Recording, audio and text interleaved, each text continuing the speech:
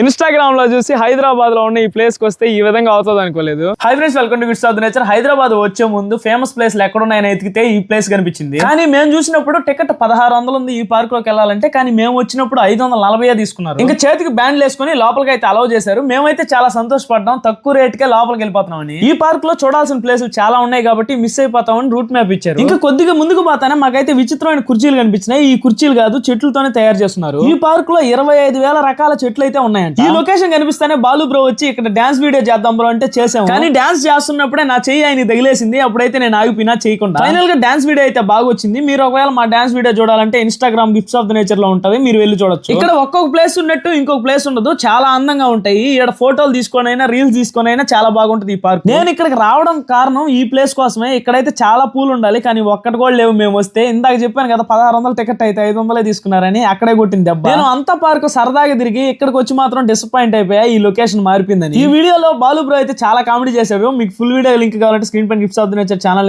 Link ఉంటుంది. Interest ఉంటే click చేసి చూడండి. Bye friends.